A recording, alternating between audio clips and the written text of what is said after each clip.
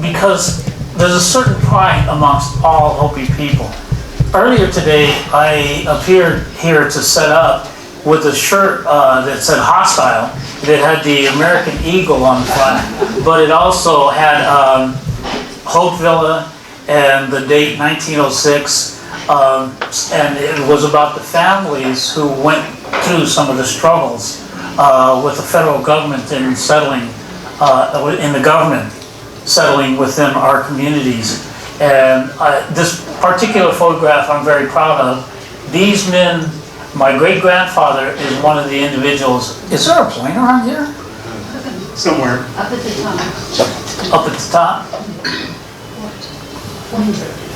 Well, I guess not. Anyway, my grandfather is in this image, and he was one of the many people who served time in Alcatraz for fighting against the federal government before they actually had any jurisdiction. And in my particular family, my great-great-grandfather was arrested and jailed, and then my grandfather here on this side, as well as on the other side of the family, or my great-grandfather is in this picture, and he was one of the ones on my mother's side that served time in Alcatraz, and the other great-grandfather on the other side of the family also served time, but not in Alcatraz. And then my grandfather was at the struggle that occurred in 1906 when the federal government was finally gaining some success at settling within our community. But we were the last of the Puebloan communities to have this struggle. Originally, there was an invasion in 17... Well, this was the Spanish Inquisition. They originally tried to convert all of the villages along the Rio Grande, as well as the Hopi Pueblo, which is the only Pueblo separate from all the others. And there was a unified struggle that occurred in which the Spaniards were ran off. And then they came back with the intention on converting the Rio Grande Pueblos and working on the Hopi people at the end, because the thought process was once everybody else gives in, the Hopi people will roll right over. And that didn't occur. We made some amazing sacrifices, and quite often when I hear stories about our prophecies or visions that these men had a long time ago and the decisions they made, I'm quite impressed with the decisions that these people made with respect to our future and how we're still living a really more traditional way of life than the infusion that has occurred with many of the tribes by modern life.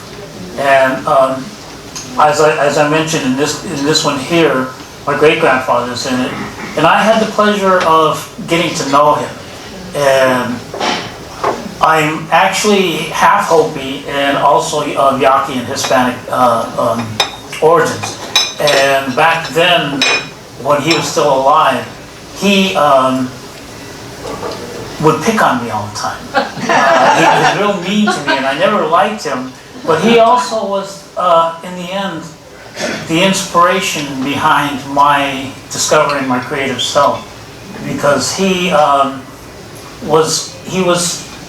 known to be a teenager twice. He was at least 113 years old, and he was still taking care of 9 children whose parents had left the reservation, and so he was out gathering food for them one night when the school down below the village had left their lights on, and it disoriented him, and he walked off the edge of the mesa.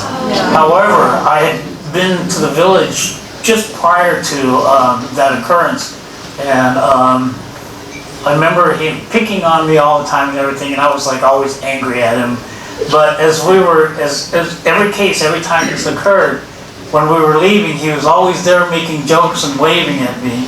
And my first short story I ever wrote was about the liver spots on the back of his hands. So he did have that effect upon me. He was making you strong. Well, and if he knew what he was doing, he would have gave up real quick.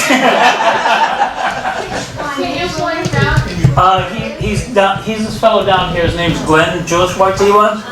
There was a book published, and this book, photograph comes out of that book. He actually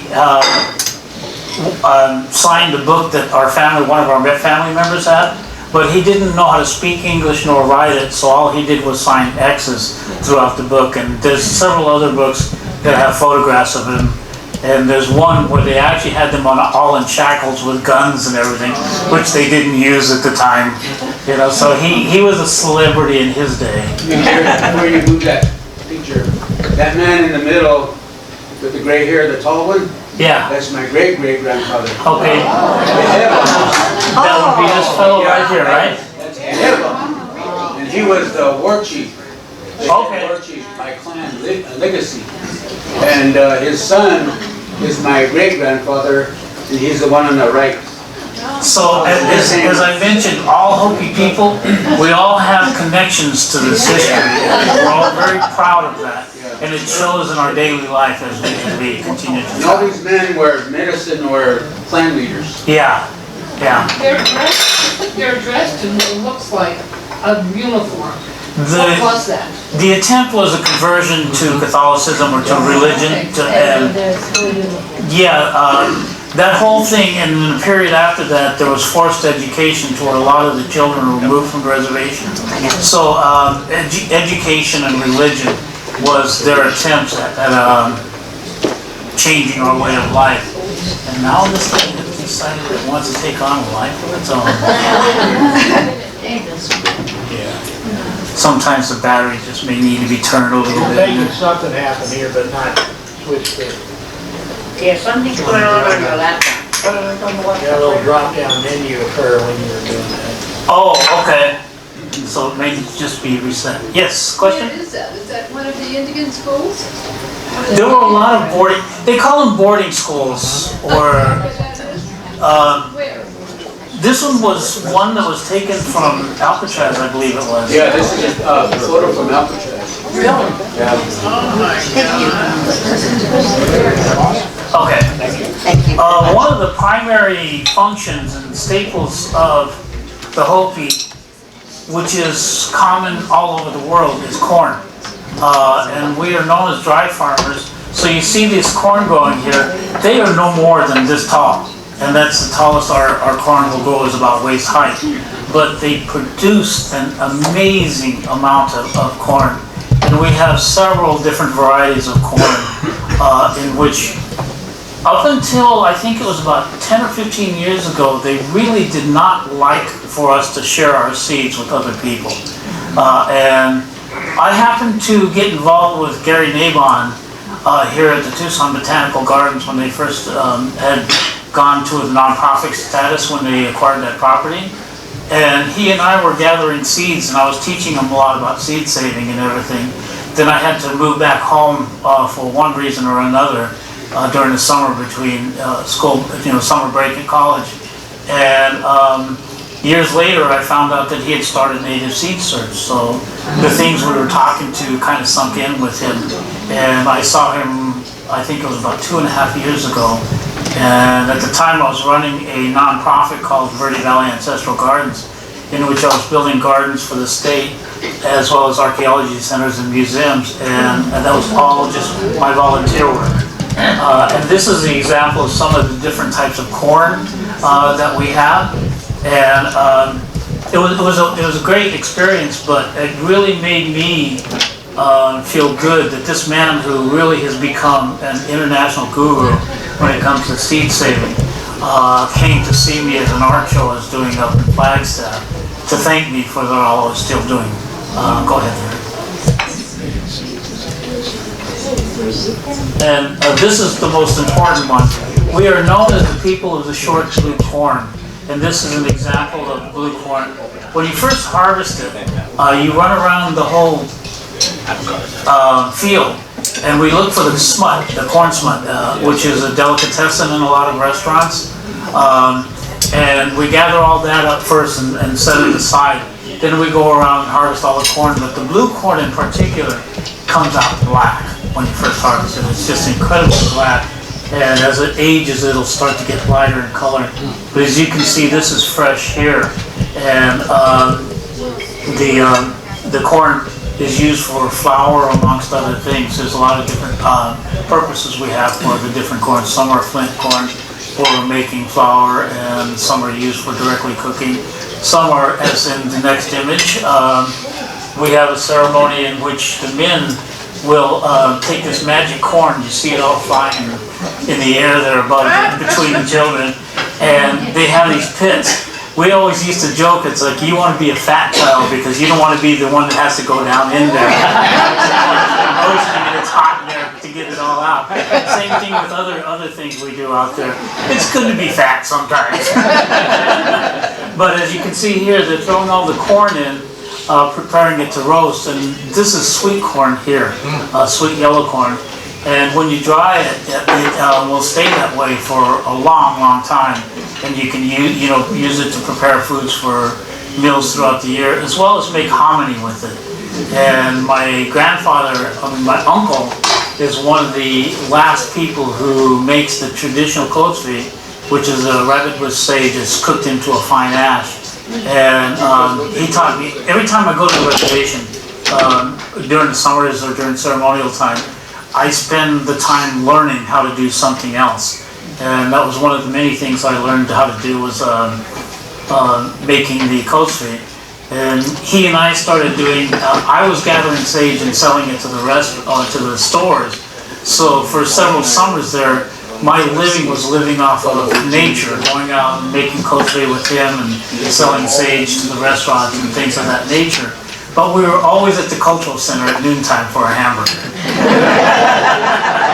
And one of the other things the Hopi people used to practice real strong was being sheep herders and gathering sheep.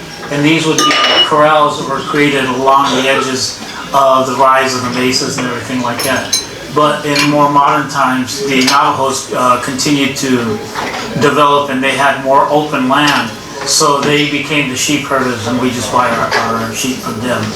But again, as a child, I remember not liking to learn the butchering process. And our world does center around, as a child, I was told about these supernatural beings who came to visit and bring song and dance to us.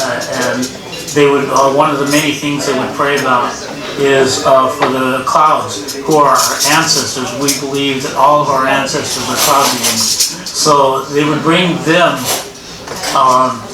We have several different variations to the dances, but in this case here, these are social dancers who are allowed to go out and perform, like at museums and places like that, to further educate the people on our way of life. But from that point, we enter into a world of secrecy.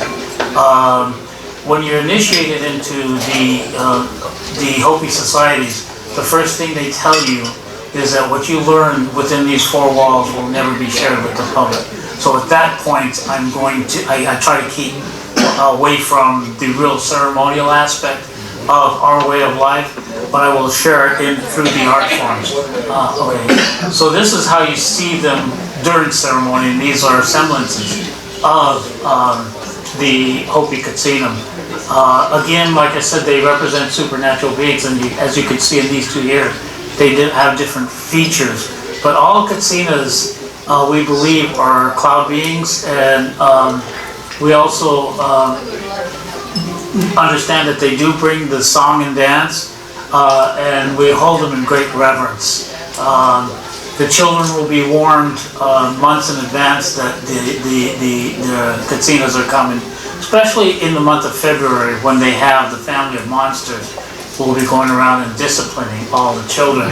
So the parents, all of a sudden, everybody's threatening the children. The Soyokos are coming, the Soyokos are coming, you better behave yourself. And I can tell you that no matter how old you are and how much you know about what's going on, when they turn around and walk your direction, you turn around and run. My mother and I experienced that one time, in which we were at a village, and we were going to where they were located at in the village, and we walked around a corner right as they turned our direction and started heading towards us, and my mother disappeared. So it's like, okay, I'm out of here. And I hid behind a brick wall, and I'm looking all over and I don't see her, but they went to another house and they were talking to the people in the house, and they called the whole family out because the parents and the children, the older children, were all misbehaving, so they called them all out. And when they were finished there, they went to another house, and I walked back out, and my mother popped up behind me, and I asked her where she was at. And she started laughing. She was in her 70s about then. And she said, I ran into the house they just went to, and I was hiding behind it. And she said, when they called everybody out, she thought about it for a minute, and she didn't know whose house she was in. So she figured if she didn't know the people there, then the Quotskuyvas didn't know she was in there, and she didn't go out. So it doesn't matter what age you are, their power and their strength is incredible. In fact, let me share a story about myself with these guys. One of the things that they do is we have night dances in which all of the Quotskuyvas will come and be dancing in all the different kivas. But also during the month of February we have a ceremony called Puamu, in which the monsters will come out at night and they're wandering around the village. And the people in the homes will leave the porch lights on, but turn the lights off in the house. So what you see are these silhouettes of monsters. We don't have British fairy tales, we have actual monsters in our village. And I remember as a child hiding under a bed, but I'm still staring at that window waiting for another monster to come by.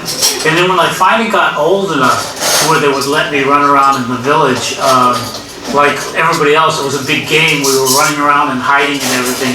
And I got caught and cornered by one. And my mother said it was so funny because they could hear me screaming and crying, and they came out. And there was this poor monster standing there like this, looking around. He didn't know what to do with this kid. So, yeah, that fear is embedded in you. The doll on the right-hand side there is an example of my grandfather's work. And this one, I believe, is one that he finished when he was around 89 years old. He was a prolific carver who traveled the world demonstrating at museums, and Gerry Quotskuyva commissioned him to do a series of dolls that were on display in the Goldwater room at the Heard Museum for many, many years. And that was commissioned by Gerry. And also the California Academy of Sciences commissioned him to do a set in which they built a whole diorama to scale to where it looked like a whole scene of dancers. And he even went to the extent, it was a mixed Quotskuyva dance, so I always, when I need to make sure I'm doing things right, I'll go to the museum and look at his dolls, and they will gracefully open the cases to let me pick them up and study them. But that's how I always make sure that I'm staying on the right path, because I'm known as a very contemporary artist. In the 80s, I decided I wanted to take the art form of Hopi carving from the traditional craft form into the fine art world. And I had, fortunately, at that time, done a number of archival studies everywhere from Autry National Center to the Smithsonian, studying dolls, and there was a very common feature of the different styles and everything, and the evolution of the carving. And at the time when I started, there were two styles. One was known as the traditional style, which looked like my grandfather's. He was considered to be innovative at his time. Even on this one here, you see these little conches on the belt? Those are tandy leather conches. And he would go to the extent of using things like that and beating the necklace that the Quotskuyva is wearing and stuff like that. And that became a popular trend here again more recently over the last, let's say, 5 to 8 years, to where you're seeing more carvers starting to do the details and everything like that. So, and the doll on the right is Mikey's. And what I did was, the traditional style was like his piece, and at the time, the contemporary style was the head of the Quotskuyva was just random designs down below on the raw piece of wood. So, and no body. And whereas the traditional style, of course, it had all the proper body and markings and jewelry on it. So I fused the two together to come up with this style. And it being the contemporary style, I also took advantage of some interpretive design elements. Like here, since all Quotskuyvas represent cloud deities, that's to signify the evaporative process. or the becoming of the spiritual being. And then I use the foot, the knee, the head, and the shoulders, and I always make the hand a little bigger proportionately, to give you the impression of a body within the piece. And then I leave the cape open on one side for a releasing of that spirit or heart within. So my dolls took on a whole different direction of having these interpretations along with their meanings behind it. And these, oops, kind of go out a little bit. These are examples, like this is a full figure piece that I did here. And this one actually won a ribbon at the Arizona State Museum when they used to have the Indian market there. It won, and then it also won a Best of Show in Charlotte Hall Museum that same year. And then this here was an example of some of the work that I do where I see a piece of root and it speaks to me immediately. And I do a lot of pieces that are interpretive, that incorporate a lot of historical aspect and everything. And this one is titled Homeward Bound. And it's the time when the ceremonies come to an end and the Quotskuyvas are returning back to their spiritual homeland. And I did a version of an Wahhobi parrot there to signify our ancestors and these cloud beings coming back to pick up the physical Quotskuyva who have been performing in our plazas and returning them back to their spiritual homeland. We view the San Francisco Peaks as the place where the Quotskuyvas rest. And these are examples of some of the items that they wear.